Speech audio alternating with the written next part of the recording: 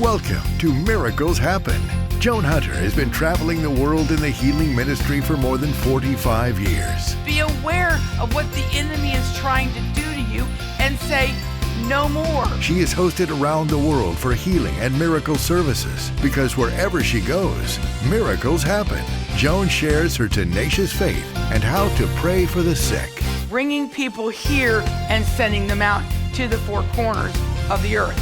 That's my job. She traveled the world with her parents, Charles and Frances Hunter, for over 30 years. I expect a miracle tonight.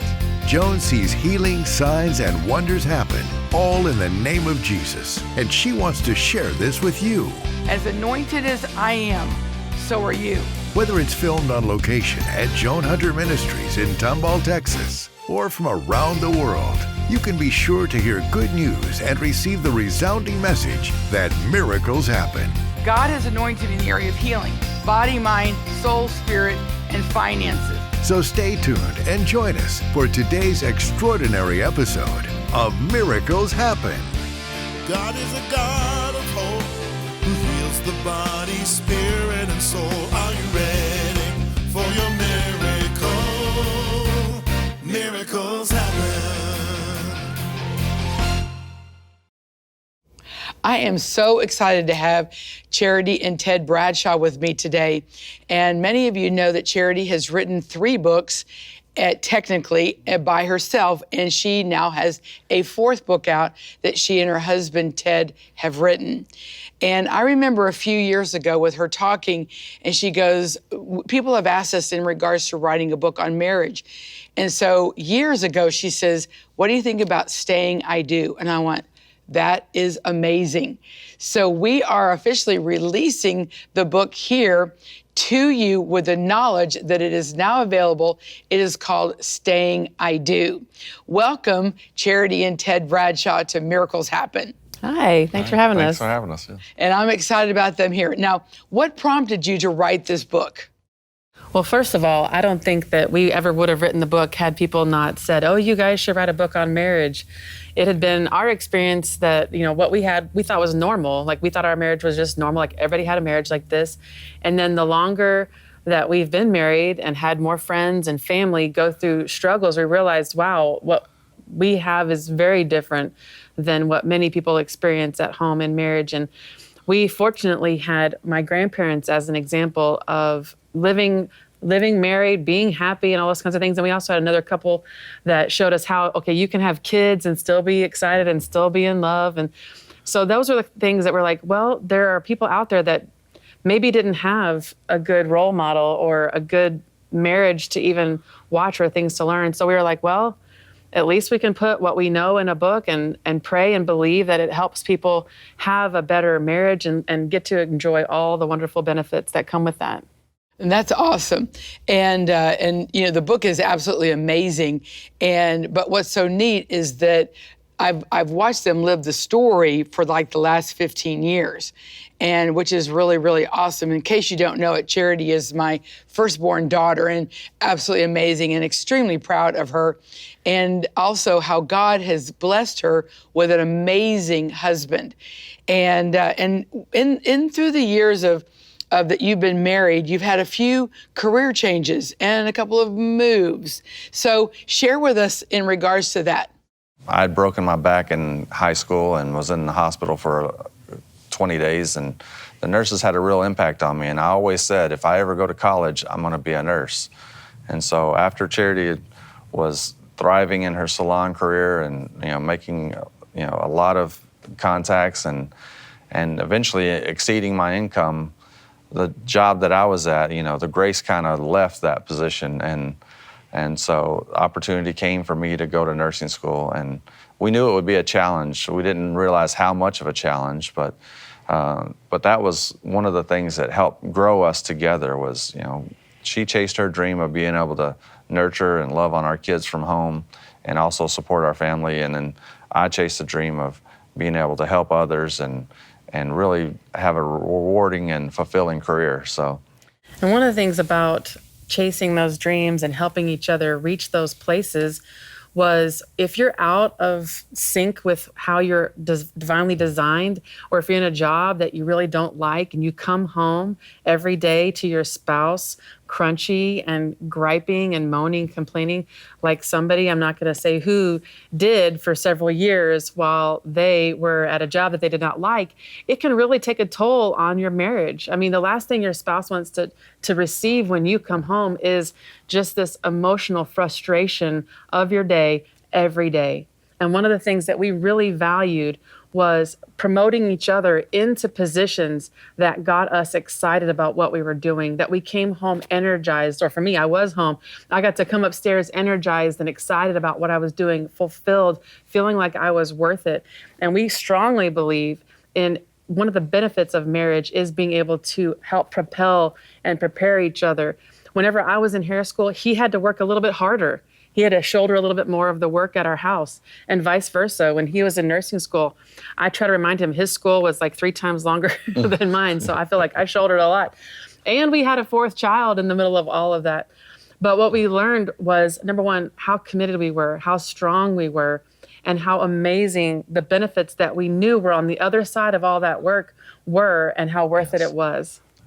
Isn't that great? And I remember I getting this phone call, and all of a sudden, you know, Ted says, we're going to, I'm going to go to school. I thought, that's awesome. You're going to go to school. What are you going to be? And, and what are you going to go to school for? And he goes, I'm going to go to school to be a nurse. I'm like, a nurse? We call it a nurse because it's a male nurse. And I'm like, a nurse, really? And I didn't know, this is after, 12 years or whatever of their marriage, I didn't know that had been a secret desire of his because of so many people that when he was injured, so many people had helped him. Mm-hmm. And he says, I want to be able to help them. And it's so cool because then he went to school, and different things like that, reading these ginormous books that you can't even fathom how big they were. One was too heavy to pick up for me. That's how big they were. I mean, they were ginormous. And so he was reading and doing this and studying in the home office and stuff. And he was making like straight A's. Mm-hmm. And what's so cool is that he had never been to college before. And the thing that's really exciting is that he had never been to college before, but he broke whatever you want to call it, generational curse. He broke the habit that had been in the family of nobody going to college. And he broke through that. Not only did he go to college, that he graduated as a nurse, BSN degree, with honors, and got to wear extra tassels and different things like that because of how, and we were all, I want to use the word shocked, but I don't want to hurt his feelings for that one. But we were shocked, but pleasantly surprised, and so proud of him that all that he has done. But it's not just him becoming getting the degree. And you can get a degree, you can get, ordinations are here, you can do that. But what are you doing with it after you get the degree? So Ted, what are you doing with it? And what all has happened in the last 5 years since you got your degree? Well, obviously we had a great house in Nashville, Tennessee, which is where we lived at the time, where I graduated from school. And I made all these wonderful contacts with hospitals while I was going through school. And I thought for sure I would get a job the minute I graduated and passed my boards. But it wasn't exactly the case. At that same time, God was calling Charity to accelerate her ministry and to reach out for a new dream, outside of, her therapy, or therapy as we called it, because she was counseling and motivating people that she was getting their hair, working on their hair. And so that really ignited a passion in her. So as I graduated, I was like, that's one of the reasons I became a nurse is because you can do that anywhere. Mm-hmm. And so I was so excited to see where God was taking us. And fortunately, it was here to Houston, so. Well, and as he was going through school, we attended a church service, and they were talking about what's next. And our whole, focus has been on Ted's next, getting him to this nursing position. And life was very good. Life was very comfortable in Nashville. And in this service, it was like God was speaking to me saying, we're asking you, Charity, what is your next? And I was so thankful that because of Ted's schooling and because he had put himself in position to be a nurse, and nurses truly can work anywhere, we had this flexibility to come to Texas for me to reinvent and to start a new career, to truly motivate and inspire others to step into their divine purpose. And I'm super thankful. Isn't that awesome? Yes. I just think that's so awesome, and so I think the only thing he needed was a laptop, and God blessed me enough to bless him with a laptop, and literally 4.5 years of the best education that you could get, and to be totally paid for. What are you believing God for? This is your time and your season to believe him for even more. Whether you need to go to school, you need the tuition, you need to have a laptop, you want to believe for children, you want to believe your marriage to be healed and whole. Well, I want to encourage you to stay tuned for part 2 of Miracles Happen. We'll be back in just a few moments. Are you in need of a miracle? Well, I was many years ago, was in a real desperate situation for a miracle. And God healed me. He healed me supernaturally of breast cancer. He healed me of a broken heart. He healed me of financial ruins. And I am so excited to tell you that what God did for me, God wants to do for you. We are here for you. And I want you to contact us so that we can agree in prayer with you so that your miracle is going to happen. We believe in signs, wonders, and miracles. And you know what? It's great if you can come to service. I can lay hands on you. But if you can't, we are here for you. And we want to pray with you. And it's not like, oh, we want to pray. No, we want to pray with you.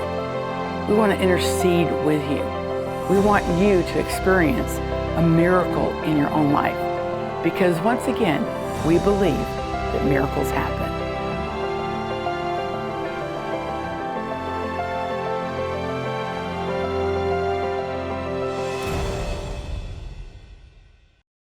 Miracles are happening everywhere, and now you can proclaim it everywhere you go with the Miracles Happen t-shirt and blanket. The t-shirts come in all sizes and a variety of colors, as well as with rhinestones and without. The Miracles Happen t-shirt is available for men and women.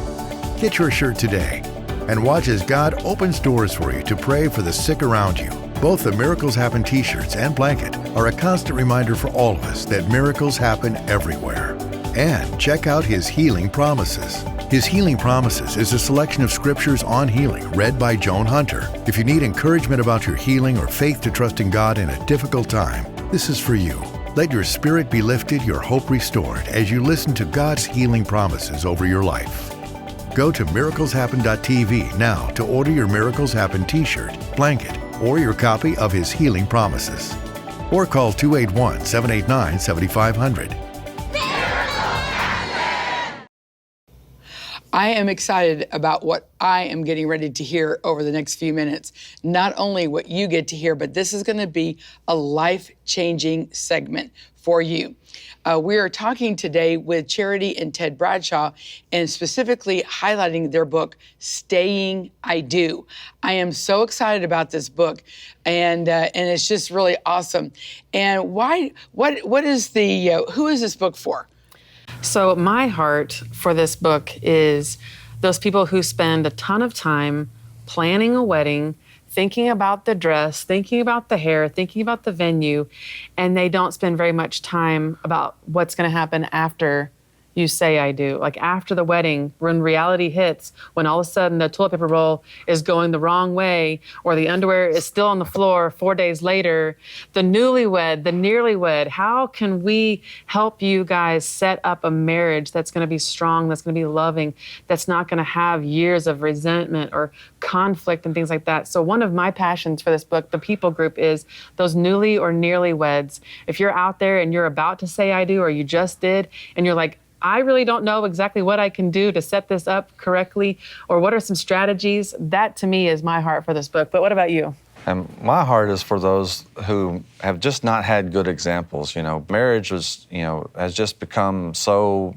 flippant. Our heart is for people to experience the joy and the passion and the love that we get to experience every day, being committed and connected to each other. So that's who I'm hoping to get out there, is those who who either have given up on the hope of having a good marriage or a great marriage, or those who are just nervous about, I haven't seen a good example, so why should I take that risk?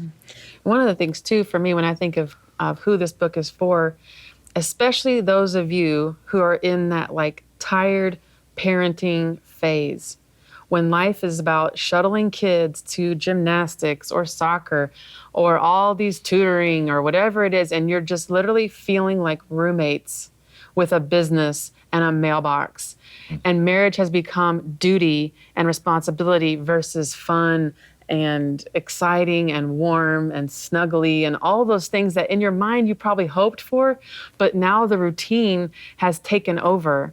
So there's a lot of strategies in here, a lot of things that we've included that help us navigate 4 kids and all that entails, and the fact that we both have different careers. I'm an entrepreneur, he works at a hospital. Our weekly schedule is never the same.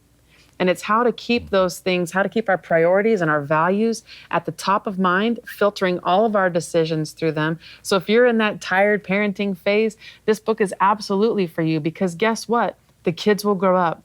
They will move out, and eventually it's going to be the 2 of you again.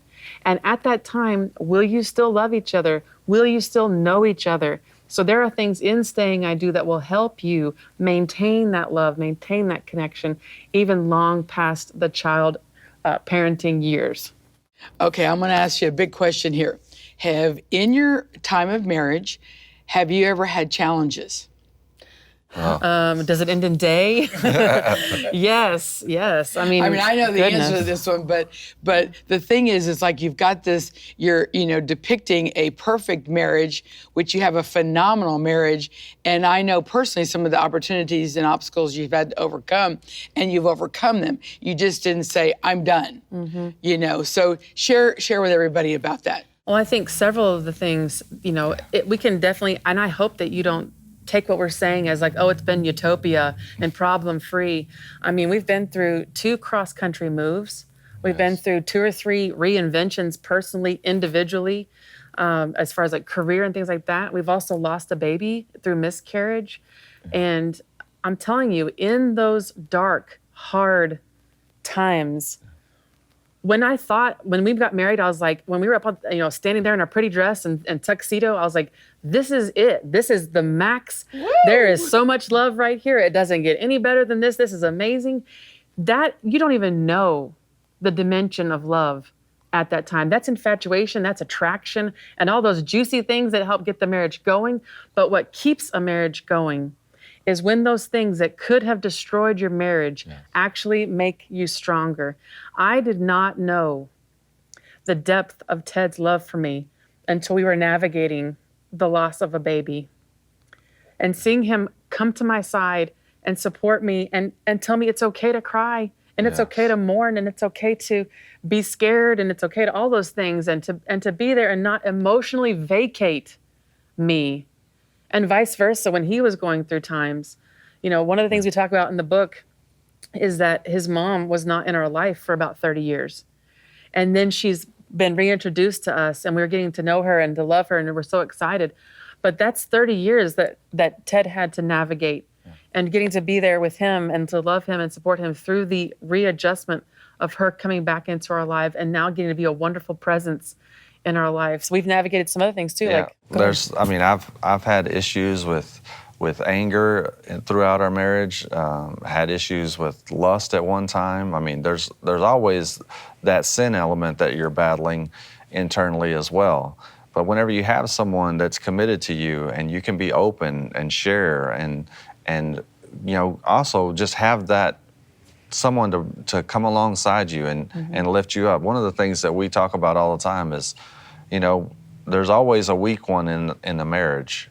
One of you is always going to be weaker than the other at some point. You can both seem strong or seem positive, but there's always a weak one, and the other one builds that one up and uses their strength to carry them to the next spot, because you don't know when you're going to be the weak one. And like she said, whenever my mother came back into our life, the adult Ted could rationalize everything, but the internal kid that was missing his mom for all those years, it was something really hard for me to navigate.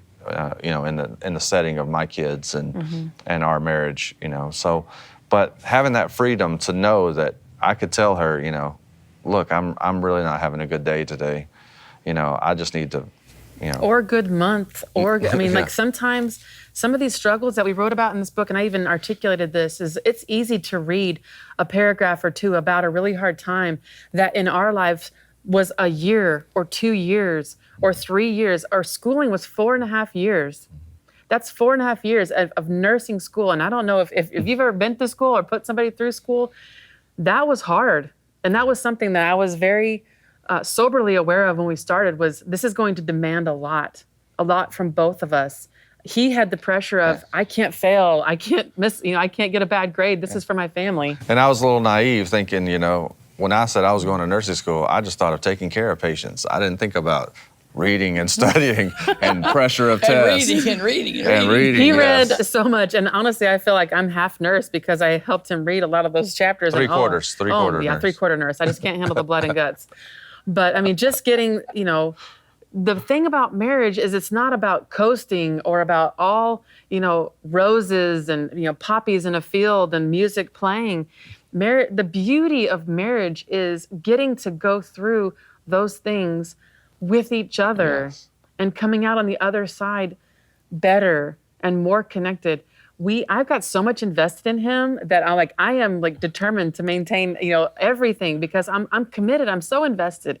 And that's to be we're coming up on our 17th anniversary, which blows my mind. I'm not old enough, right? That's what I keep telling myself.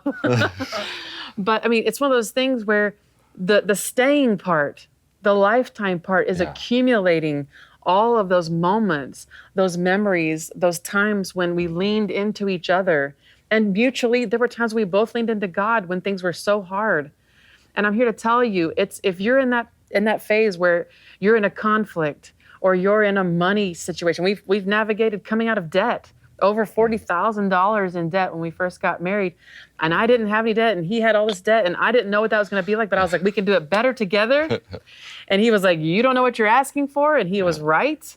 But we did it together. We came out of it together, and we appreciate the value now of living our values together. You knew that before you went into the marriage. Mm-hmm. That's a very key point. Yep. And in knowing it, rather than getting there and going, you didn't tell me this. Mm-hmm. And that right there is a very strong foundation that you went into it knowing that this was part of the baggage, and you're not in debt. Amen. Now. Just a little bit on the house, and cars are paid off, and God has just supernaturally blessed you in every area of your life. And in regards to the transition, when you were coming of course I cried when I found out they were moving back to Texas. Because I knew that would never happen. And but God, and so I had come home from a trip, and we were talking. She goes, "I'm so worried, because she's used to making a lot of money, and she could do more and do more hair and do different things like that. But that wasn't here. That dried up basically when she got here. And I said, this is a time of really trusting God for your finances, trusting God and confirming that you're right at the right place. And it was so cool because the next day she got a substantial check in the mail from a company that she had worked for 13 years ago, sent her a sizable check.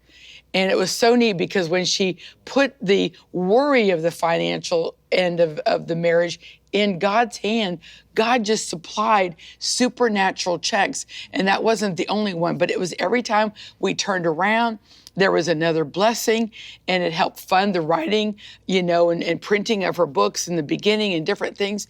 And the thing is, what I want to do is I want to encourage you. You need to invest in you. You need to invest in your marriage. This is not only for people that are married, getting married, but people that want to get married, even if you haven't met him yet. And so, or her, I should say, but this will prepare you in a greater way with greater depth of understanding what a marriage really is. And I want to encourage you to get that. You can get it through miracleshappen.tv, and you can order it and we will send it out to you. And I encourage you to get several copies, because as you get several copies, you're going to have people that are getting married around you that need this book. And would y'all just take a moment and pray for specifically the marriages and wisdom on the right spouse and different things like that. And I also want to just encourage anybody who maybe is going to go into their second marriage. This is a great book. If you're like, I screwed some things up in the first one and I really want to do better, it's okay to get help. It's okay to learn some of those things. And our heart is for you. And so we do want to pray. God, I thank you for, number one, giving us godly examples. Thank you for my grandparents, Charles and Francis, who loved each other with everything. And God, I thank you that you can give each of us faith, hope, and belief that we can have a marriage that lasts a lifetime, and not just counting anniversaries, but actually being one that thrives and that is full of joy and love and all of those benefits that you designed marriage to have. God, I thank you for the men of the household to stand up and rise as spiritual leaders and as people who carry confidence and identity for their families. And I thank you for wives to step in and know who they are and how wonderful they are, and to shed that insecurity that causes them to act like crazy people sometimes. And I ask, God, that you just bring a special connection and a depth of love and a renewal of the commitment and of the promise that they've made to each other, that in this time they can truly say and stay, I do. Amen. Amen. Amen. Well, I know you've enjoyed watching the program today. Tell your friends about it, have them watch it, and get a copy of the book for them too. And if you would like prayer and ministry regarding your marriage, and just don't hesitate to give our office a call, and we'll be more than happy to pray with you. I want to thank you again for watching Miracles Happen. God bless you. Joan Hunter Ministries travels around the world sharing the healing power of God. Joan Hunter Ministries is touching lives all over the world through live streaming events, books and teachings, and our prayer call center where miracles happen daily. All of this is made possible by your prayers and support. When you partner with Joan Hunter Ministries, you not only bless those who receive the message, but you open a supernatural flow of blessing into your own life. Today is a day that my God's going to supply all of my needs according to his riches and glory. Today is the day that God's going to point to me as an example of his incredible wealth.